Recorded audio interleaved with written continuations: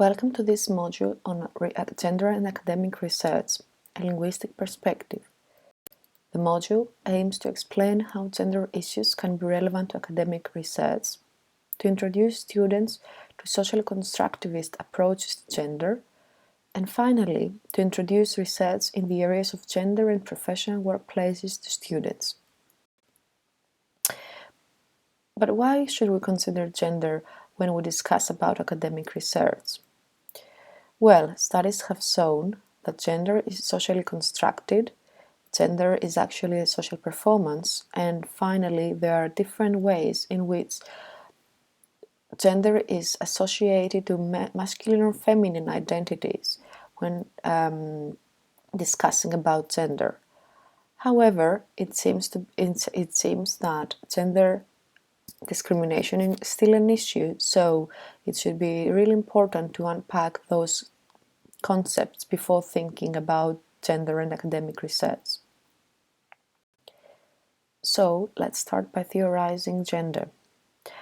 Studies in the areas of applied linguistics and sociolinguistics in particular during the past 40 years have now moved from a static distinction between men and women when discussing about gender and have now shifted to a more social constructivist approaches to gender.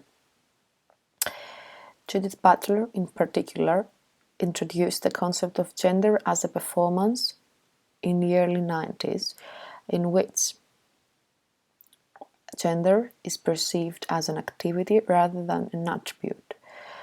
This means that gender is something that people perform rather than an entity that they have been assigned at birth.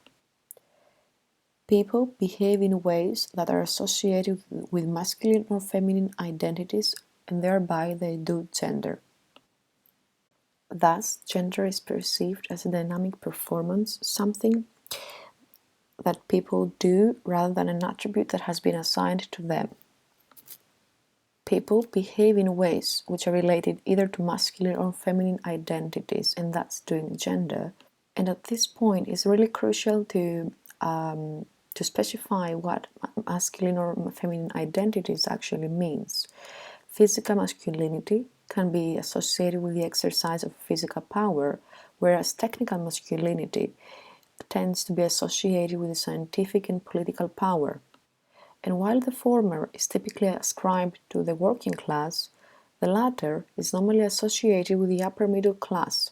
As a consequence of this multiplicity, it seems more productive to conceptualize and talk about masculinities and femininities in the plural.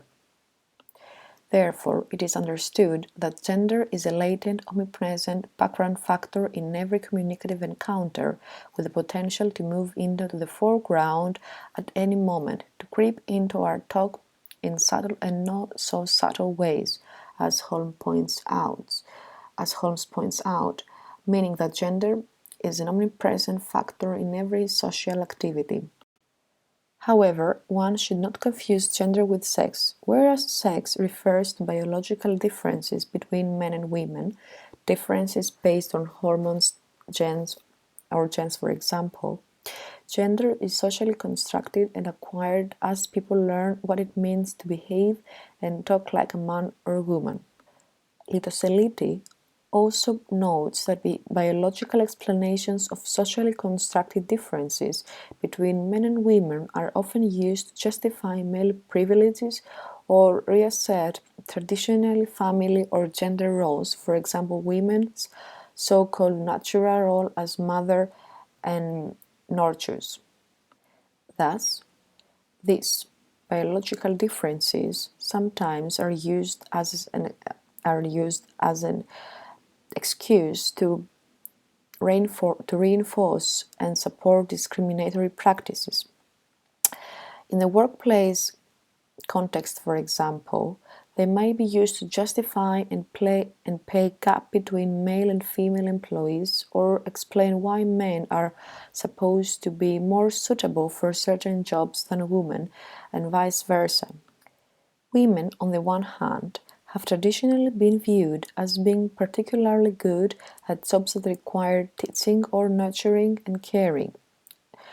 These beliefs and assumptions about men and women being particularly suitable for certain professions, albeit clearly being stereotypical, are often reflected in the gender discourses which prevail in main workplaces and also in academia.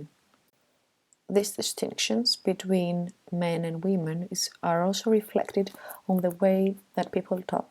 Very often, people tend to associate certain ways of saying and doing things with gender. And these features are actually frequently related with masculine and feminine interactional styles. Holmes has very cleverly summarized those interaction styles in the table that follows here. So, on the one hand, masculine speech style is characterized by competitive, confrontational, direct, or aggressive interruptions, which are mostly the outcome of task-oriented aspects. By contrast, feminine speech styles is focused on person or process aspects of interactions, and thus it is more conciliatory, indirect, collaborative, and it is characterized by supportive feedback. Even if this distinction seems quite reasonable, it is also quite problematic, as it doesn't take into consideration social factors associated with language use, such as language variation in styles, depending on the interlocutor's goals. Moreover, this distinction seems to suggest that feminine and masculine speech styles are dichotomous, and that certain speech elements are directly linked to gender.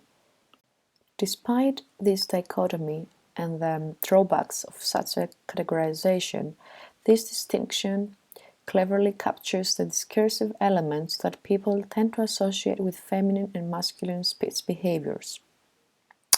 These stereotypes often inform judgments about appropriate behavior for men and women. Finally, the distinction between feminine and masculine styles is particularly useful for an understanding of how people at work are being perceived and judged by others. By using elements of different speech styles, speakers evoke different stances and create different identities or roles for themselves. Thereby, when people use speech elements to create certain professional roles, they also do gender, because certain speech elements are indexed for power and authority and also masculinities. Having said so, a better way to represent the distinctive ways of speech behaviors between men and women could be the use of term gender discourses. Gender discourses are the discourses that represent and reconstitute, maintain, and contest gender social practices. They also refer to those instances when people talk about or make assumptions about men and women and about what constitutes gender-appropriate ways of behaving and talking. When assigning certain behaviors and ways of talking to men and women, people at the same time draw and reinforce gender discourses. In other words, when people discuss about men and women, they create, maintain, and assign particular subject positions or roles for men and women. These roles stem from and quite often reflect generally accepted norms of masculine and feminine identities. Therefore, one realizes how crucial the role of language is when we talk about gender. Men and women speak differently due to fundamental differences. Thus, a linguistic term which takes into consideration the importance of context, that is, the interlocutors, the communicative purpose, and the setting, is really important and significant when we discuss about gender. Finally, factors such as the homogeneity and or diversity of a group are really, really important when we discuss about gender performances enacted in a particular group of people.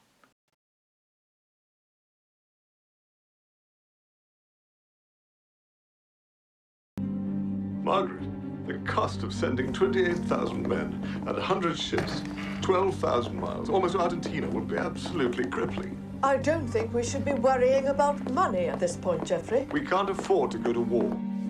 We have to go now. Now. The government has now decided that a large task force will sail as soon as all preparations are complete. Prime Minister, we do still have 3 weeks before our ships reach the islands. All we're saying is that we shouldn't give up on trying to find a diplomatic solution. The US Secretary of State has arrived, Prime Minister. So you are proposing to go to war over these islands. They're thousands of miles away, a handful of citizens, politically and economically insignificant, if you'll excuse me. Just like Hawaii, I imagine. I'm sorry. 1941, when Japan attacked Pearl Harbor. Did America go, cap in hand, and ask Tojo for a peaceful negotiation of terms? Did she turn her back on her own citizens there because the islands were thousands of miles away from the mainland United States? No. No, no. We will stand on principle, or we will not stand at all. But Margaret, with all due respect, when one has been to war... With all due respect, sir, I have done battle every single day of my life, and many men have underestimated me before. This lot seem bound to do the same, but they will rue the day. Now, shall I be mother? Tea, Al. How do you take your tea? Black or white?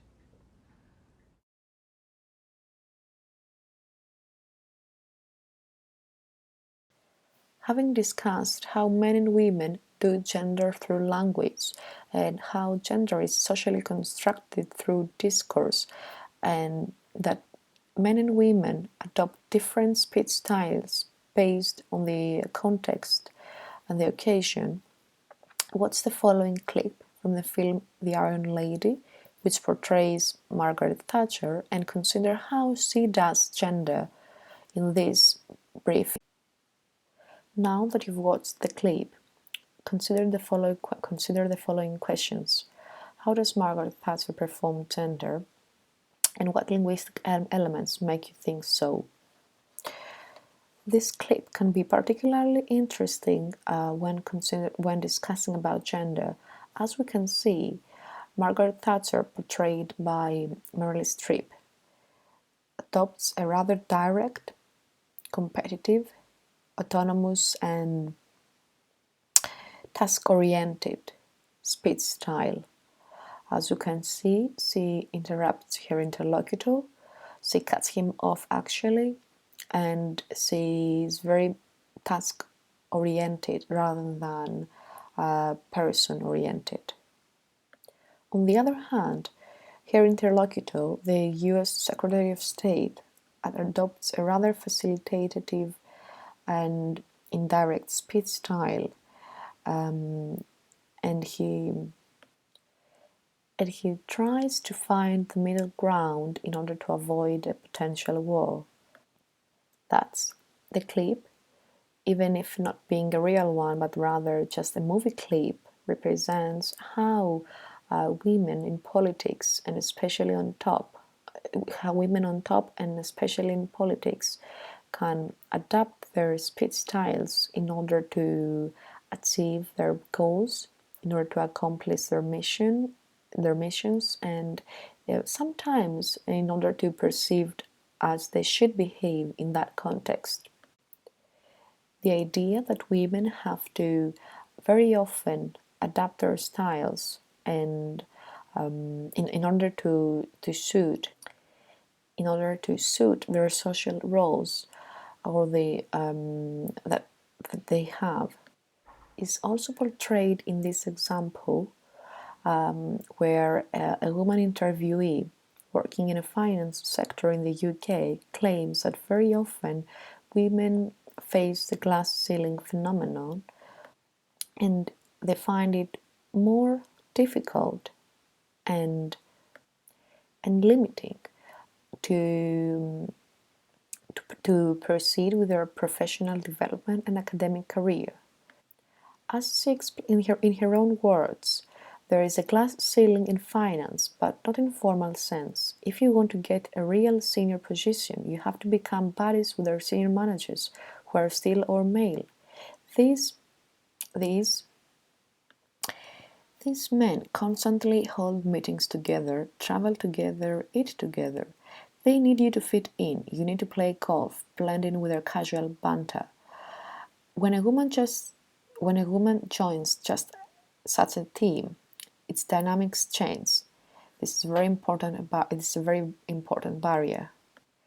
The example here highlights highlights the fact that even if gender is socially constructed, and men nowadays adopt rather feminine speech styles. The glass ceiling event, and particularly the distinction that keeps women back from senior managerial positions, is still an issue in the current workplaces.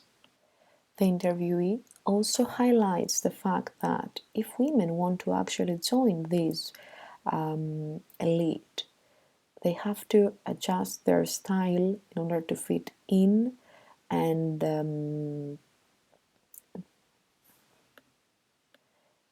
this ultimately means that they actually do gender work, as they change their speech styles, the way that they behave, their speech behaviors, and also the interactional ways that they use when communicating with men.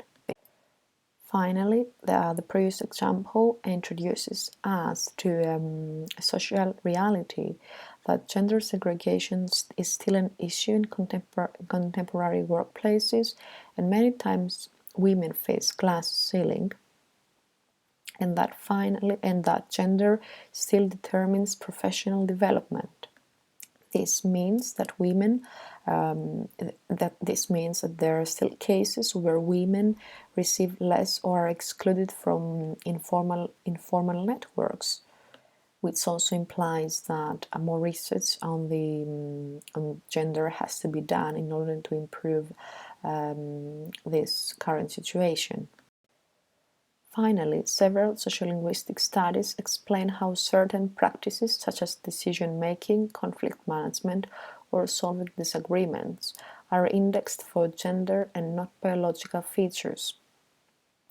Many scholars in the field of applied linguistics and sociolinguistics in particular have shown that gender is socially constructed through language, and that biological features are not indicative of gender. Their studies have shown that both men and women adopt feminine and masculine interaction styles when making decisions, when having team meetings, or when solving disagreements.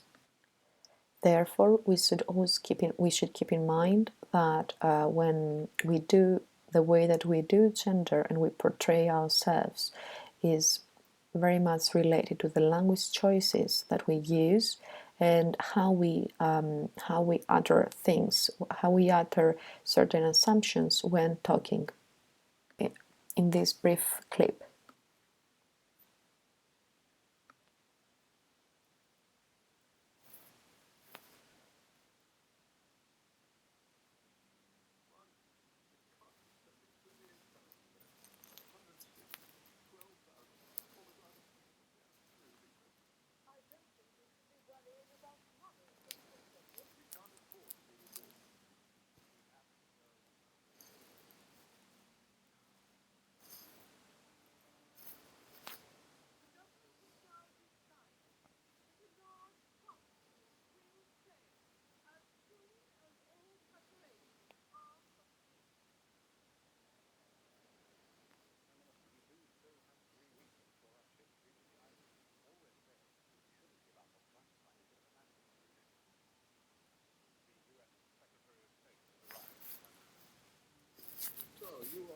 proposing to go to war over these islands.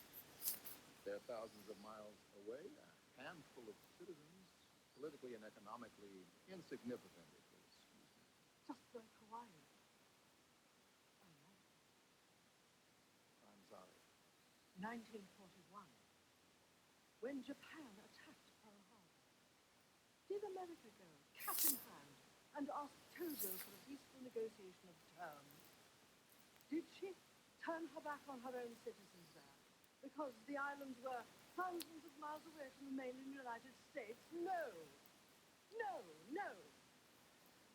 We will stand on principle, or we will not stand at all. But, Margaret, with all due respect, when one has been to war... With all due respect, I have done that every single day of my life, and many men have underestimated me before. This lot seem bound to do the same, but they will rue the day. Now, shall I be mother? Tea, Anne. How do you take your tea? Black or white?